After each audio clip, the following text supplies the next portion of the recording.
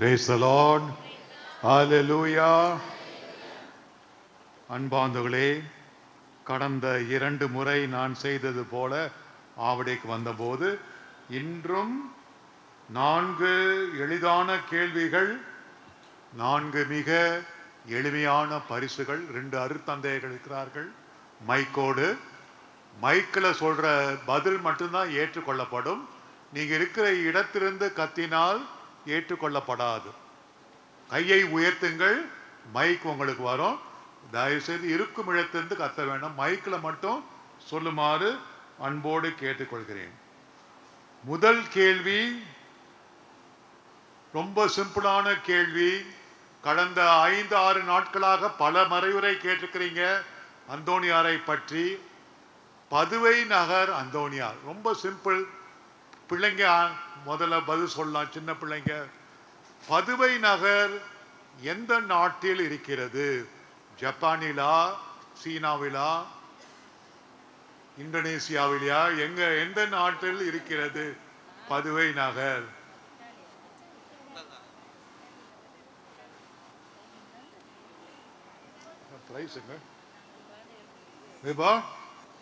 சொல்லு, மைக் வேலை செய்யல. போர்ச்சுகல். போர்ச்சுகல் தவறு.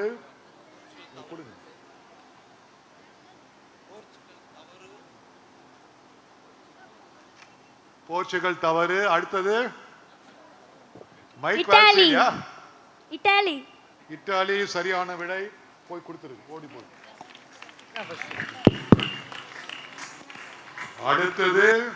அடுத்த கேள்வி. அந்தோணியார் கப்புச்சின் சபையை சார்ந்தவர். அதற்கு முன் எந்த சபையில் இருந்தார்? கப்புச்சின் சபையில் சேர்வதற்கு முன் எந்த சபையில் இருந்தார்? மைக் வேலை செய்யலையா? கொடுங்க கொடுங்க. அசிஸ் பிரான்சிஸ் சபை. அசிஸ் பிரான்சிஸ் சபை. தவறு தவறு. பிரான்சிஸ் அசிசியர். தவறு. அதற்கு முன் அகஸ்தினார் சபை. அகஸ்தினார் சபை. கத்த வேண்டாம், போய் கொடுத்து. அகஸ்தினார் சபை சரியான விடை. மூன்றாவது கேள்வி. பதுவை நகர் அந்தோணியார் எந்த வயதில் திருமுழுக்கு பெற்றார்? எந்த வயதில் அவர் திருமுழுக்கு பெற்றார்? பதுவை நகர் அந்தோணியார் 1117. எந்த வயதுன்னு தான் கேட்டேன், எந்த தேதி எந்த ஆண்டுன்னு கேட்கல. எந்த வயதில் திருமுழுக்கு பெற்றார்? நீங்க பிரைஸ் வாங்கிட்டீங்க இல்லையா? போதும், வாங்கலையா? ஓகே. 5ஆம் வயதில். சொல்லுங்க. 24ஆம் வயதில். தவறு. 5ஆம் வயதில். தவறு. சீக்கிரம். இவ்வளவு மறையறை கேட்டிருப்பீங்க இல்லையா? இத்தனை ஆண்டுகளா இருக்கிறீங்க நீங்க.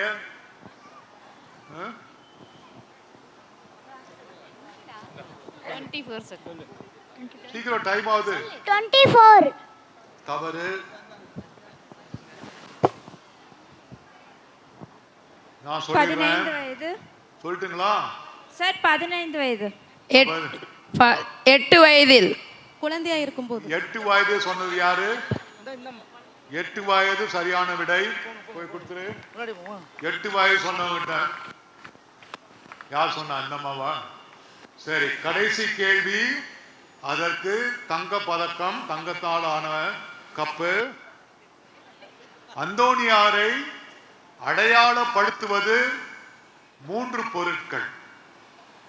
கோடி அற்புதரை அடையாளப்படுத்துவது 3 பொருட்கள். அவை யாவை? ஃபாதர், சொல்லுப்பா. திருவில்லியம், லில்லி மலர், குழந்தை இயேசு. திருவில்லியம், லில்லி மலர், அப்புறம் குழந்தை இயேசு. சூப்பர், சரியான விடை. சரியான விடை. வந்துருங்க. Praise the Lord. Hallelujah. அன்பார்ந்தவர்களே, ஆண்டவர் இயேசு யோவான் நற்செய்தியில சொல்றாரு, என்னை நம்புகிறவன் நான் செய்யும் செயலை செய்வான், இதைவிட மேலான செயல்களை செய்வான். என்னை நம்புகிறவன் நான் செய்கிற செயல்களை செய்வான், இதைவிட மேலான செயல்களையும் செய்வான். இந்த வசனம் பதுவை நகர் அந்தோணியாருக்கு முழுக்க முழுக்க பொருந்தும். அதனால்தான் அவரை கோடி அற்புதர் என்று அழைக்கிறோம். இன்றைய நற்செய்தியில ஆண்டவர் திருத்தூதர்கள் 12 திருத்தூதர்களை அழைத்து பேய்களை ஓட்ட, பிணிகளை தீர்க்க, வறுமையை போக்க எல்லாம் அனுப்புறார். இதெல்லாம் அந்தோணியார் செய்தார். திருத்தூதர்கள் முதல் நூற்றாண்டுல வாழ்ந்தாங்க. 12 நூற்றாண்டுகளுக்கு பிறகு அந்தோணியார் எல்லாத்தையும் செஞ்சார். கோடி அற்புதர். எல்லா புதுமைகள்லாம் நீங்க கேட்டிருப்பீங்க.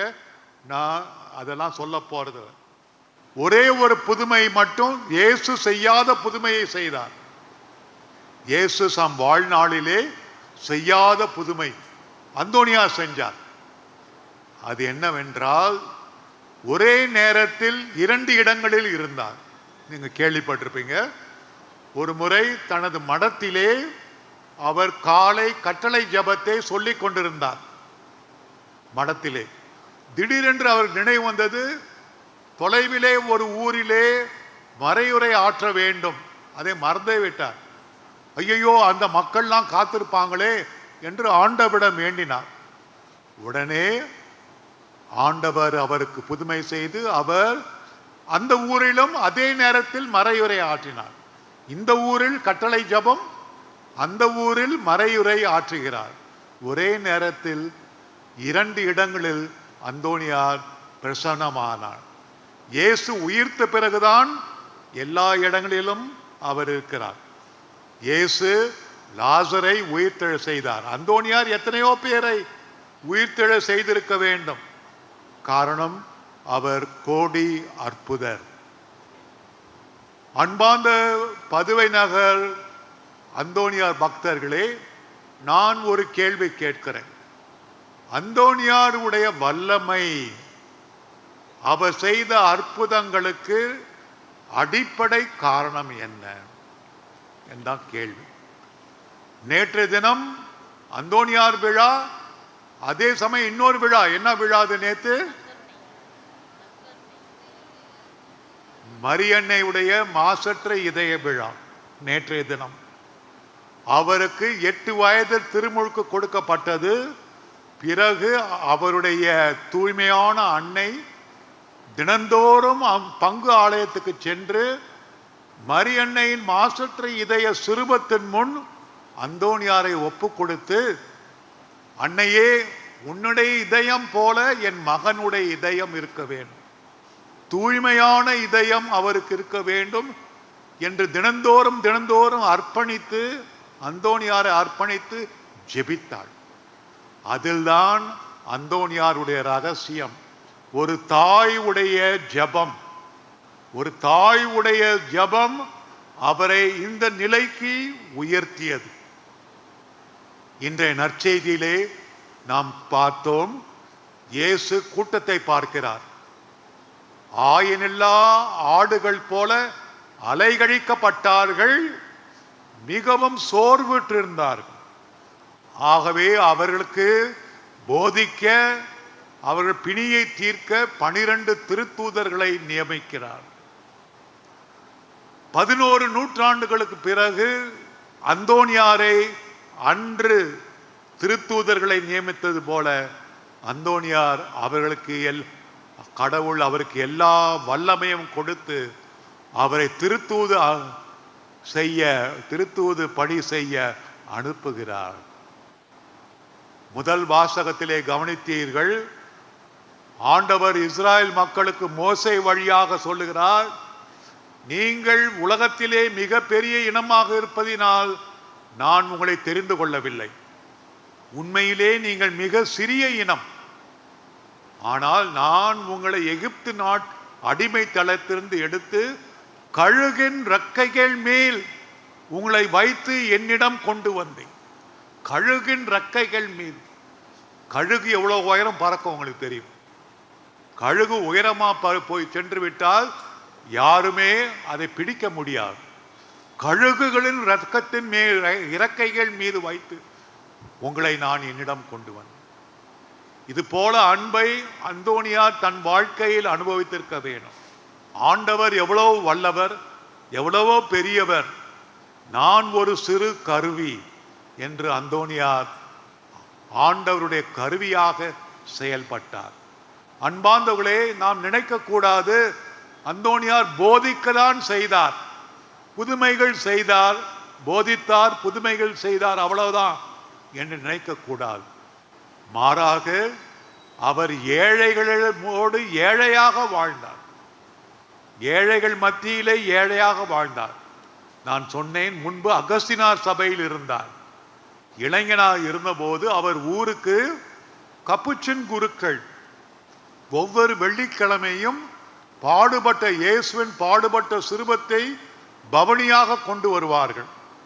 அந்த கப்புச்சின் சபை குருக்கள் மிக ஏழ்மையானவர்கள், பிச்சை எடுத்துதான் உணவு அருந்துவார்கள். அப்ப அந்தோனியாருக்கு ஒரு ஆசை, நானும் பாடுபட்ட சிறுவத்தை பவனியாக எடுத்து செல்ல வேண்டும். அப்போது ஒரு பார்வையற்ற கப்புச்சின் குரு மூத்தவர், நீயும் இதை செய்ய விரும்புகிறாயா? நீ பல துன்பங்களை பட வேண்டும், ஆனால் கண்டிப்பாக உனக்கு இந்த வரம் கிடைக்கும் என்று சொன்னார். ஆகவே அந்தோனியார் பணக்கார அகஸ்தீன சபையை விட்டு ஏழை சபையாகிய பிரான்சிஸ்கன் அசிசியாருடைய சபையிலே சேர்ந்தார். ஆகவே ஆண்டவர் அவருக்கு குழந்தை இயேசுவை சம்பாவனையாக கொடுத்தார். குழந்தை இயேசுவை தூக்குகின்ற மாபெரும் பேற்றினை அந்தோனியார் பெற்றார். அத்தோடு நான் ஏற்கனவே சொன்னது மாதிரி போதிப்பதும் புதுமை செய்வது மட்டுமல்ல, ஏழைகளுக்காக வாதாடினார், ஏழைகளுடைய ஏழ்மையை துடைத்தார். குறிப்பாக அன்று இருந்த பணக்கார முதலைகள் ஏழைகள் மீது பயங்கரமான வரிகள், வட்டிகளை சுமத்தினார்கள். ஏதாவது கடன் கொடுப்பது, அந்த கடனுக்கு மேல் கந்து வட்டி போல பயங்கரமான வட்டிகளை சுமத்துவது. அந்தோனியார் அதை எதிர்த்து போராடினார். நீ வட்டியையும் மூலத்தையும் தரவில்லை என்றால் சிறையில் அடைப்பேன், உன்னுடைய நிலப்புலங்களை எல்லாம் நான் அபகரிப்பேன் என்று பணக்காரர்கள் சொல்லிக் கொண்டிருந்தார்கள் ஏழைகளிடம். அந்தோனியார் போராடி அப்போது பதுவை நகர் பூராக ஒரு புதிய சட்டம் அரசாங்கம் இயற்றியது. இனிமேல் கடன் கொடுக்க முடியாதவர்களை சிறையில் அடைக்க கூடாது, அது தவறு. ஆகவே ஏழைகளுக்காக போராடினார். நம் அனைவருக்கும் பலவிதத்தில் பாடம் புனித அந்தோனியார். ஆகவே நம்முடைய வாழ்க்கை இந்த 6 நாள் 5 நாள் விழாவுக்கு பிறகு நம்முடைய வாழ்க்கை எப்படி மாறுபட போகிறது? அந்தோனியாரிடம் ஏதாவது பொருளை கேட்பதோடு நின்றுவிடப் போகிறதா? அல்லது அந்தோனியார் செய்த பணியை நாமும் சிறிய அளவில் செய்ய தயாராக இருக்கிறோமா? நாமும் ஏழைகளுடைய துயர் துடைக்க தயாராக இருக்கிறோமா? நாமும் நற்செய்தியை மிக அடக்கமான முறையில் போதிக்க தயாராக இருக்கிறோமா? உதாரணமாக நம்முடைய இந்து சகோதர சகோதரிகளை நம்முடைய ஆலயங்களுக்கு கொண்டு வர முயற்சி செய்கிறோமா? அன்பிய கூட்டங்களிலே நம்முடைய இந்து இஸ்லாமிய சகோதர சகோதரிகளை அழைக்கின்றோமா? சிறிய அளவில் நாம் செய்தால் போதும். அந்தோனியாருடைய உண்மை பக்தர்களாக இருப்போம். ஆகவே கோடி அற்புதரிடம் வேண்டுவோம், அவரை போல நாம் மாபெரும் செயல் செய்யாவிட்டாலும் சிறிய அளவில் ஆண்டவருக்கு ஏற்ற செயல்களை செய்ய வரம் கேட்போம். ஆமேன்.